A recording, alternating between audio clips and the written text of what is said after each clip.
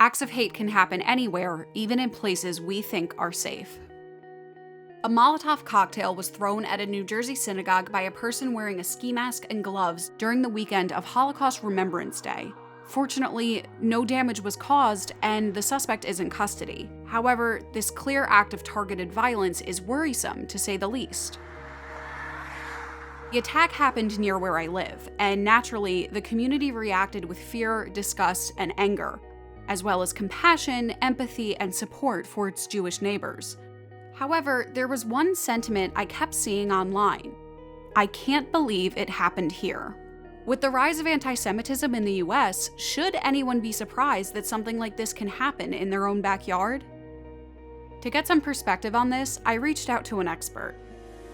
I think there are some ideas that somehow blue states or blue bubbles are in some way, not going to experience these types of incidents. But the fact is that's wrong. It's always been wrong. It's a misconception. Warren Siegel is the vice president of the Anti-Defamation-League Center on Extremism. He oversees a team that tracks the spaces where extremists and bigots are recruited and radicalized. He's also a member of Temple Ner Tamid, where the incident took place.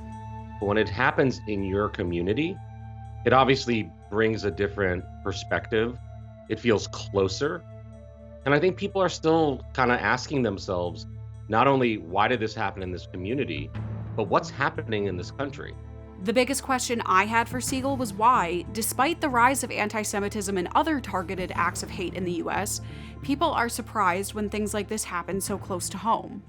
I think in part that maybe is a defense mechanism of trying to think that we exist in a safer space perhaps than other parts of the country or the world. But I also think that people aren't always so clear about the fact that when there are incidents that occur in different parts of the country, or when there's influencers who are normalizing anti-Semitism and other forms of hate, when democracy is sort of in the crosshairs more generally, that ultimately will have an impact in your community one way or another. And frankly, there's no silver lining to attempted firebombings. But if one thing hopefully people will take away from this is that there are serious consequences when hate of any kind is normalized, when it becomes part of our public discussion, because it's not going to be that far along before you are actually feeling like the victim of that as well. Good point. It's necessary for everyone to stay vigilant and realize that acts of hate can happen, even in a location you consider to be your safe space, especially when hateful and harmful behavior is on the rise.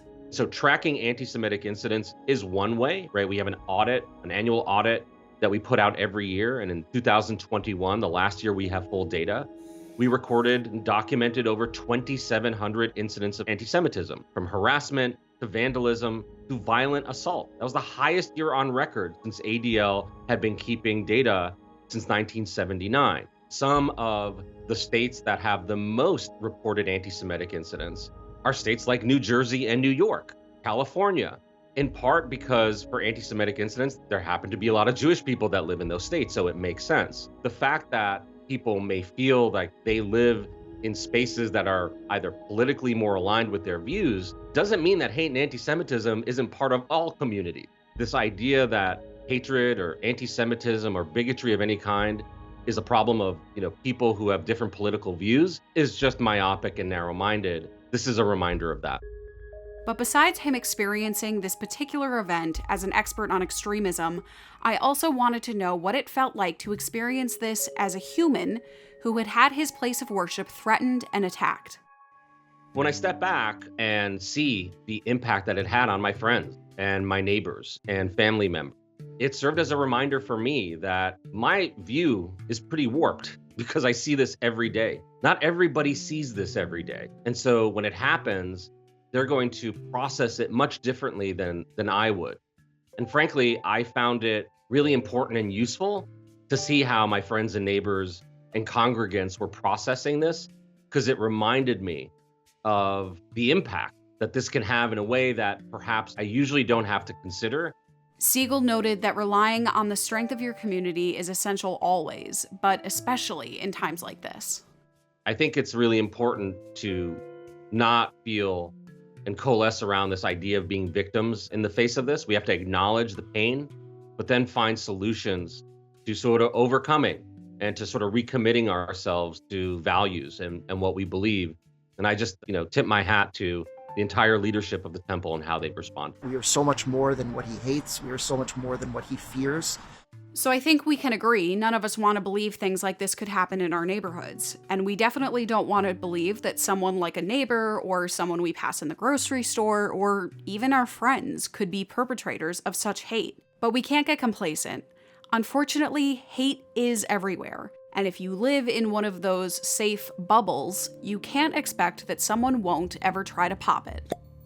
And Siegel left us with this. We just have to remember that in order to push back against any form of hatred, like anti-Semitism, we have to push back against all forms of hate. The beginning of 2023 is not going to be remembered solely for violent attacks, polarized discourse, sort of other forms of hate being normalized. It'll be remembered by what good people did to push back.